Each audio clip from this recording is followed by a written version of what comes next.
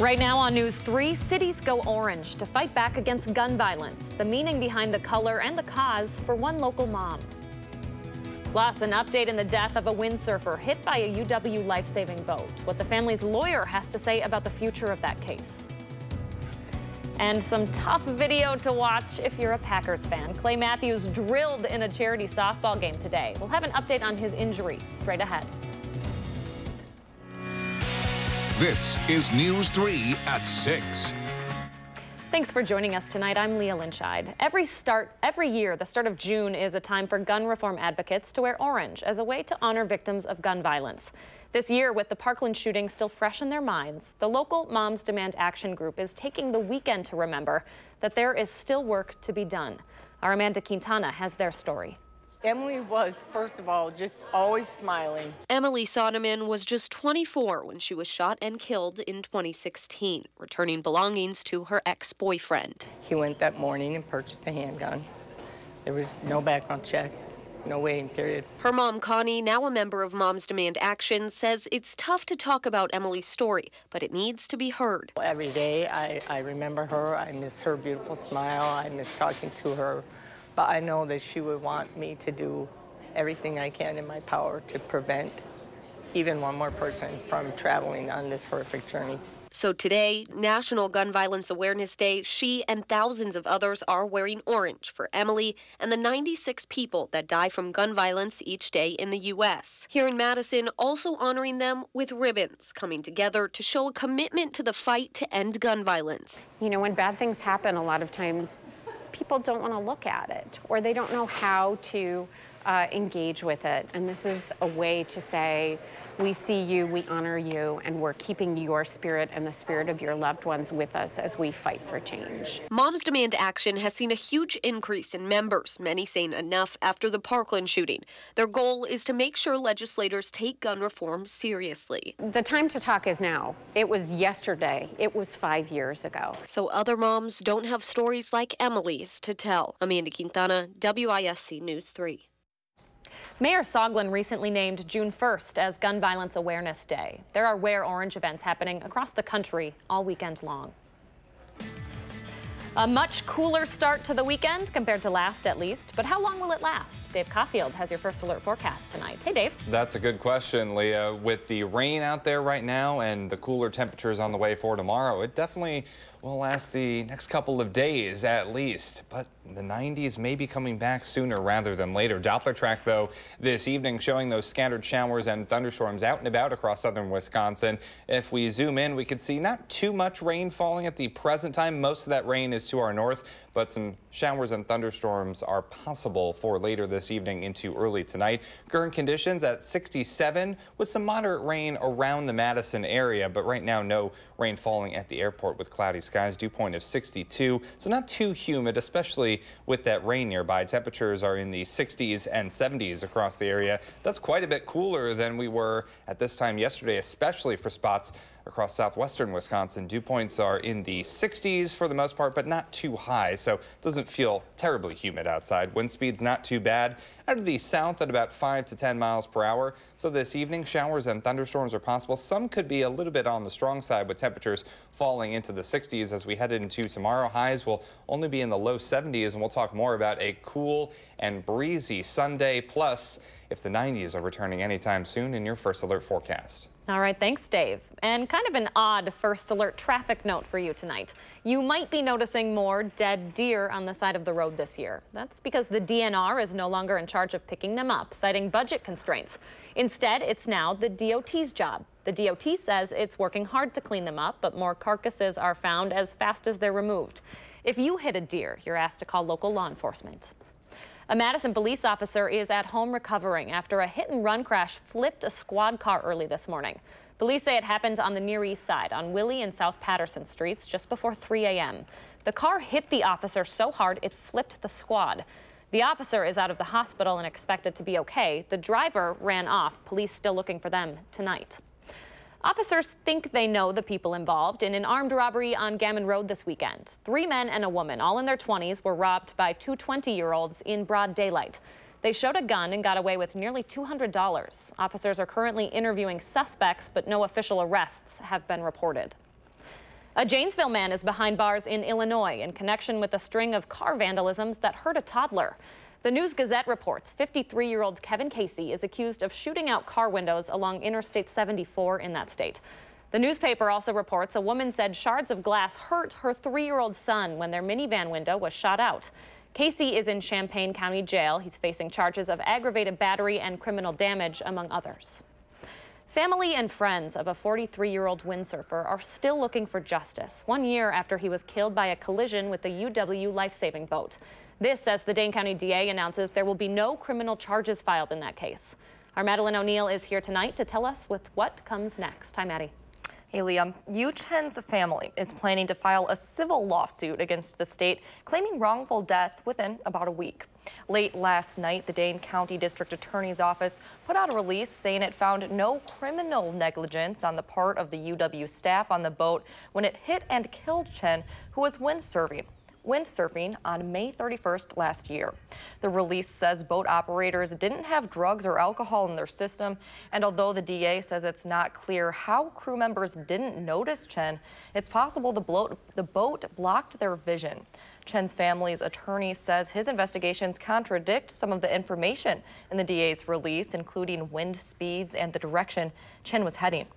He makes a comment in there, for example, that they can't see out of the boat. Well, if they can't see out of the boat, why are they using that boat? We're allowing people to drive blind on Lake Mendota? That's shocking to me. The DA is responding today, saying the information in the report came from the Sheriff's Department's investigation. And while he'd be interested in the attorney's findings, he doesn't believe that the attorney wanted to share it at the time. Along with the DA's decision, the UW Police Department released its review of the UW Lake Safety Program, which addresses training and operational issues. That program is now under the leadership of UW PD. Chen's family's attorney says they're happy the report's recommendations came out because they don't want to see something like what happened to Chen happen again. Leah. All right, we'll have more on this coming up tonight at 10. Thanks, Maddie. It is day 2 of the State Democratic Convention in Oshkosh, with lots on the agenda there. Today, union iron worker Randy Bryce and schoolteacher Kathy Myers got to take the floor in hopes of winning over party activists. Both are vying for House Speaker Paul Ryan's seat. So far, Bryce has racked up union endorsements, and Myers is backed by the National Organization for Women. 6 Republicans have filed to replace Ryan, who announced earlier this year he would not seek re-election. Also on the convention agenda, narrowing the field of candidates to run against Governor Walker. 10 of them had the chance to speak there, and so did 3 Democrats running for state treasurer. Back in April, voters rejected an amendment to eliminate the office. Now, Democrats say they're working to restore the powers that have been taken away from that seat in recent years. The primary is August 14th. A local nonprofit is trying to expand so it can provide more families a home away from home. The Ronald McDonald House is adding more rooms and community spaces to house families with sick kids at the American Family Children's Hospital. The building has 18 bedrooms, offering a place for more than 28,000 families to stay over the past 25 years. Organizers have spent the last year and a half raising money for an expansion, and today they're asking Madison to help make the finished project come to life. We were putting families in hotels constantly. We were having to turn families away. The hospitals have grown. And our mission is to house these families here at the Ronald McDonald House. And so the board knew something had to be done. The staff knew something had to be done. The executive director calls that new space a dream come true. Any family traveling at least 35 miles to Madison for their child's treatment can stay at the Ronald McDonald House for free. Clay Matthews might be hurting tonight after he was hit by a line drive during a charity softball game. Take a look at this video. The Packers player was pitching when the batter hit him with a line drive right up the middle. Ouch. Reports say Matthews had to be taken to the emergency room for a broken nose. Our Melissa Kim is going to have more on his condition coming up a little bit later on in sports. Still ahead on News 3 at 6, doing dishes, everyone's favorite chore, right? Well, we'll check in on the best detergent to get the job done right the first time when we return.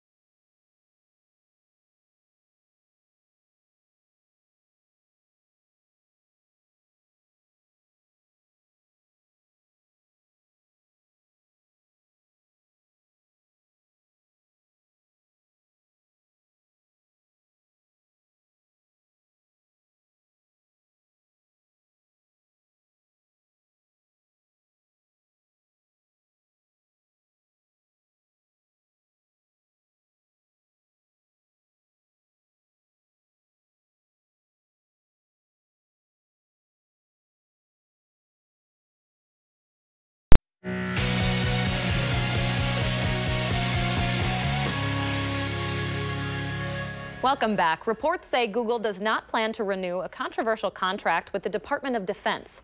After both internal and public pressure, a source says the tech company told its employees it will no longer play a role in Pentagon drone strikes.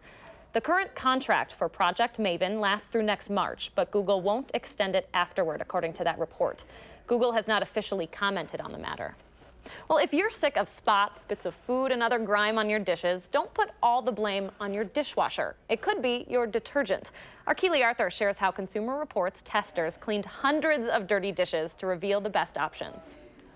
Melinda Montanaro and her family really rack up a lot of dirty dishes, and she'd love to find a dishwasher detergent that can handle the task. I have a big family, 4 girls, so I just want to be able to load the dishwasher and have everything come out crystal clean and clear and save me a lot of time, but that's usually not the case. Melinda's family might create a lot of dishes, but they're no match for what Consumer Reports does to its dishes to test dishwasher detergents. We soil glassware with an emulsification of 17 different ingredients. Emulsification is a big word for an even bigger mess. It's a mixture of peanut butter, egg yolk, and other sticky foods that's smeared onto glass dishes, baked on, and then loaded into dishwashers, all to find out which detergents tackle the mess best. The best detergents will remove the soil completely. There will be no food deposits on other plates, and there won't be any water spots.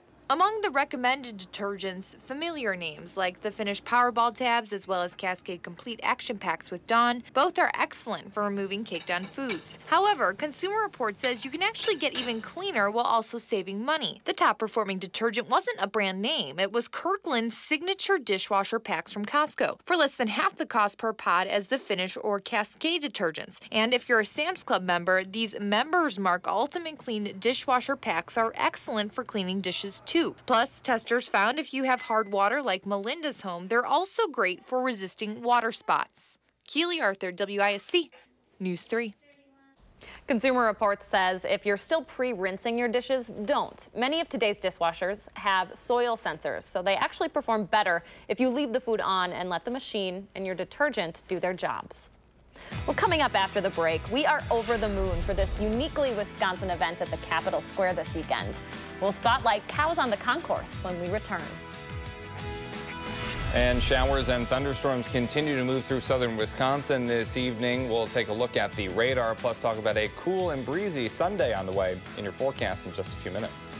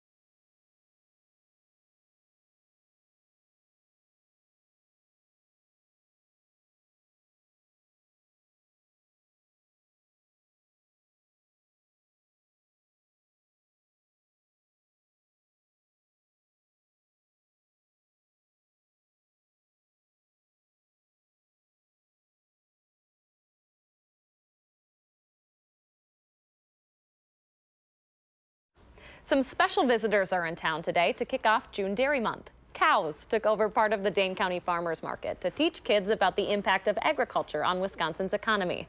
The industry contributes $43.3 billion every year. People could get up close and personal to pet the cattle and talk with local farmers about where their dairy products come from. The annual Cows on the Concourse event is sponsored by Dane Farmers of Wisconsin. I love that event. Always try and get up there every year. It's so fun, and it was a nice cool day to do that today. Oh yeah, I don't want to milk this shot anymore, but it's definitely clever. Thank you. It was definitely a great day to do that because temperature is a little bit on the cool side. We do have some showers moving through the area. I can't be stopped, folks. Someone needs to stop me. High temperatures right now, though, are in the 60s and 70s for this Saturday, and things are looking about that temperature as we head into tomorrow as well. The temperature trend in the 70s for the next couple of days. The 80s do return by the time we get to the middle of next week, or the week upcoming, shall we say. And the 90s aren't that far away either. So it looked like we got rid of them at least for the start of June, but by the time we get to the middle of this month, that could be a little bit of a different story. Downtown Madison, no rain falling right now, but we have had some scattered showers and maybe a thunderstorm over the past few hours. Again, the high temperature, 69 degrees, about 5 degrees below normal for this time of year. Temperatures right now are in the 60s and 70s as well. 63 in Juneau, 65 in the Dells, and 71 in Platteville. It's about 10 to 15 degrees cooler, especially for southwestern Wisconsin compared to this time yesterday. Dew points also in the 50s and 60s, as you might expect when we do have rain in the area, but it doesn't feel too bad outside, and that humidity will go down once again as we head into tomorrow. Here is Doppler track. This is what we're keeping an eye on because there's a chance for maybe a storm or two within these showers and thunderstorms to be a little bit on the strong side. But right now, not too much rain falling across southern Wisconsin.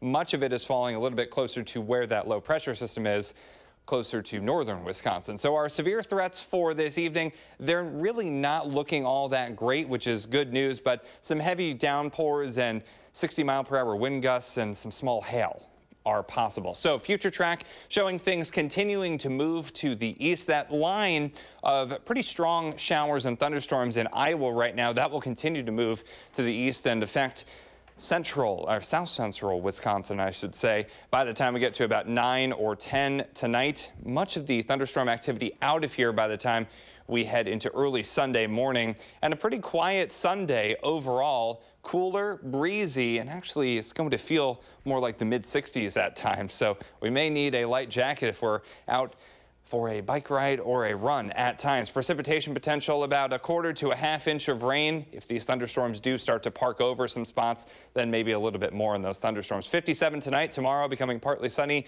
breezy and cool with temperatures in the low 70s. Ride the Drive coming up on Sunday, always a fun event, and I think it's going to be really pleasant weather for that. Low humidity, temperatures in the 60s and 70s for any bike riding or running, anything that you're doing on John Nolan Drive tomorrow. Your 7-day forecast showing things in the 70s and 80s for the next 7 days. But as I mentioned, the 90s could be just around the corner as we head into the middle of this month. Well, state titles handed out today in track and field and boys tennis. Highlights from the Division I state title match at Nielsen. That's next in sports.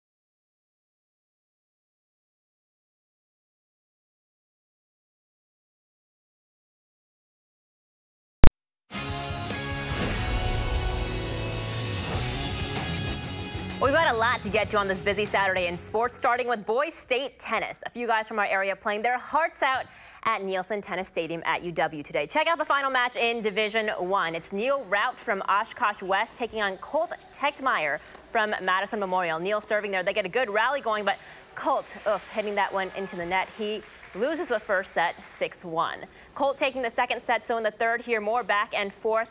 Colt ending up with the forehand winner down the line here. He takes the final set 6-4. Colt Tegmeyer winning the 2018 Division I Singles Championship for the Memorial Spartans. A lot of pride in this state title. Mainly, I really want to do it for my school because I know that, this is the first time that Memorial's brought home an individual boys singles victory. We've had girls wins before, but it's our first boys time. I really wanted to bring that home for us. Some track and field now. Check out the final winners and standings in lacrosse in the Division I girls. Waukesha West taking the top spot. Madison, La Folla, and Monona Grove finished tied for 5th. On the boys' side, Kimberly dominating in Division I for the second year in a row. Middleton finishing 11th, Waunakee in 15th, and Oregon in 18th. In Division II girls, Edgerton and Edgewood, the top finishers from our area. They finished tied for 6th. And for the boys, Lodi did have a healthy lead midday, but Rice Lake taking over the Blue Devils for first place. Lake Mills finishes 6th. To Division III, Benton Co-op with the team state girls title on the girls' side. Hilbert, Stockbridge, and Cuba City, the other teams in the top 10. Last but not least for the boys, Cambridge with a 19-point advantage for the Division III state title. Darlington finishes 5th. An update on Brewers first baseman Eric Thames, the team expecting him to start a rehab assignment with the Brewers extended spring training team in Arizona on Monday.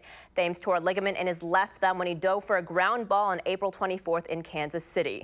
Meanwhile, the rest of the team in Game 2 against the White Sox starting off strong. Eric Kratz sending this James Shields pitch out of the park to left.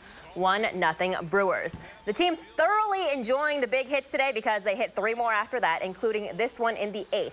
Jesus Aguilar with a 2-run blast, 5-0 Brewers. That would be the final score. And Julie Chassin only giving up 3 hits over 5 2/3 innings. Rubber match tomorrow at 1:10. The Packers' annual green and gold charity softball game at the home of the Wisconsin Timber Rattlers having a different feel this year. It's been hosted by Brett Favre, Donald Driver, and for the last few, Jordy Nelson. But Clay Matthews and Devontae Adams taking the reins this year after Jordy was cut, of course. Matthews making quite the entrance, making maybe a combo of LeBron and WWE here. But what everyone is talking about, Matthews pitching to O-lineman Lucas Patrick, and oh man, you heard that. Somehow, Matthews making his way to the dugout, the PA announcer telling the crowd that, quote, he's fine. Okay. Clay himself tweeting his thanks to everyone and says he'll have surgery once the swelling goes down. Devontae Adams, well, he was right there. He saw it all go down, says no one is as tough as Clay. Scary because you hear a little crack. I didn't know if it was glasses or what it was, but yeah, you never want to kind of watch something like that unfold. But Clay is the MVP for getting out of here. Like I said, if I would have got hit in the nose like that, I don't think I would have been able to get off the field like as quick as he did. Yeah, me neither, Devontae. Anyways, Tiger Woods now finally tonight climbing up that leaderboard at the Memorial Tournament. Another eagle here for Tiger. Today it would be on hole 5, but he had some trouble putting late on 18, has to settle for a bogey. To drop to 9 under par. That's where he stands right now, tied for 7th place. I smell some Sunday Tiger tomorrow for the final round. You can watch that right here on News 3, by the way. That Clay Matthews video is tough. Yeah, I can't get over that. I don't think that that's going to be going away for quite some time, but the good thing is that in all things considered, he is okay. That's the good news. Well, I don't have a beef with the rest of the weekend weather. Cow puns for days. We also do have some rain, not for days, but for tonight. We'll be looking for some stronger thunderstorms possible this evening. All right. Thanks, Dave, and thanks for joining us tonight, folks. We'll see you back here at 10. Making plans that are weather dependent? Get an accurate 12-hour, even a 10-day forecast. Download the Channel 3000 First Alert Weather app and start planning.